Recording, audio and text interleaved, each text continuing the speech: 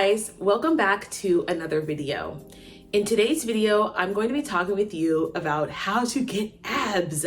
Yes, a lot of people still want to know how to tone up their midsection, how to get that tight look, maybe even how to get some lines in their core. And I'm going to tell you the truth today about how that looks, what to do in the gym, what you need to do in terms of your nutrition, and how to achieve that tone tight look.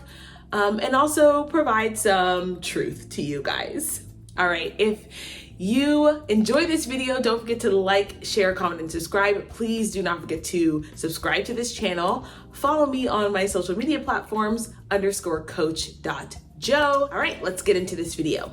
Number one, genetically, some people are more prone to having visible abs than others. So some people at a higher body fat percentage will still have a visible midsection, meaning they'll still have lines in their core. That's something that you need to know because that piece is genetic, right? There's some people who are more predisposed to having a leaner midsection. Now, if you're not one of those people, you are going to have to shed body fat. And believe it or not, you are going to have to get into a caloric deficit. So I have a video on how many calories you need to eat if you're getting in a caloric deficit and how many calories you need to eat if you're trying to maintain muscle and bulk or, put on muscle. You are going to have to fix your nutrition. A lot of, and I'll say this for myself, I notice that when I eat a lot more sugar, if I have a lot more processed foods, my midsection isn't as tight. It's a little bit more bloated. It's a little different from when I eat healthy, whole, nutrient-dense foods. So nutrition is going to be your best friend here. You're going to want to make sure that you're eating within your maintenance range and then cleaning up your diet. So making sure that you have healthy, whole, nutritious foods.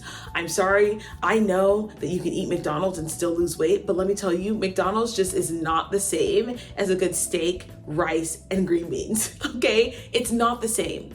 The processing, the breakdown in your body is not the same. We know now, and I don't know why we needed a study to tell us this, because this is common sense, but we now know that there is a huge difference between what you eat, the macronutrients from whole foods and the macronutrients from, processed foods. So they did a study on body composition, and those people who ate whole nutrient-dense foods, same calories, same macros, versus those who ate it from more processed foods, the body composition was better for those people who ate whole nutrient-dense foods. I've always been a fan of that. You guys know my mantra is 80% of the time I nourish my body, 20% of the time I nourish my soul, which means that 80% of the time I'm eating whole nutrient-dense foods. I am not eating processed foods during that 80% of the time. So number one is going to be nutrition. Get your nutrition in check. Make sure you're not having a bunch of excess sugar. Make sure you're not eating a bunch of excess calories. And then make sure that you're eating whole nutrient-dense foods. Number two, train your abs. They're a muscle group. Train them. Now, I am not a fan of weighted oblique exercises because I think it makes you look blocky, but I am a fan of weighted like crunches, and overhead med ball slams and things like that. So train your abs. Train them like any other muscle group, which is 2 to 3 days a week, specific ab exercises. So on my back day, I have specific back exercises. I've got lat pull downs, I've got rows, I've got flies, right? Same thing for your abs.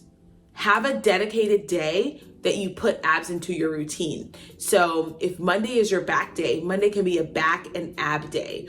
Or if you have full body workouts, make sure you have 2 to 3 ab exercises in those workouts, okay?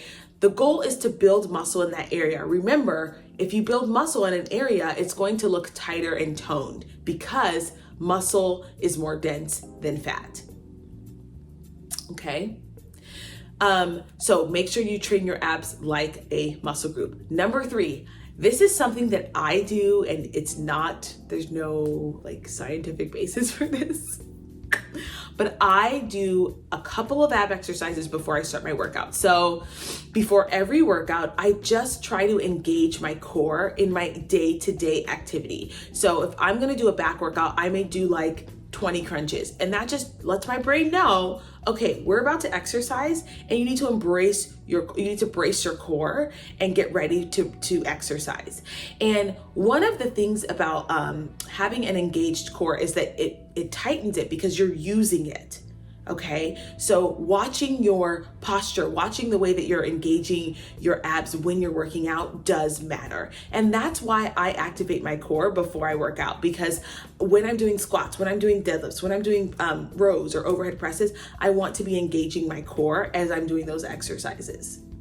Okay, and that in and of itself is like a little extra workout, but also it trains your body to have your core pulled in. Okay, and last but not least, I'm gonna tell you the truth, which is some of you are going to have to get extra lean in order to have abs. And the question I would ask is it really worth it? Okay, I don't have abs just like waking up. Okay, like I have to be pretty lean to have like a six pack. I've been lean enough to have one and it just wasn't worth it. It's not worth it to me to be super restrictive and extremely depleted just to say that I have a lean tummy. Like I have fat on my stomach. It's not the end of the world for me and I'm okay with it. What I do care about is that I don't have excess belly fat in that area, because we do know that that is an indicator of metabolic health and that your pancreas is working extra hard if you got all that fat in that area. So from a health standpoint, we do want a smaller core. We want less belly fat in that area. But in terms of, the look, I don't know that I care.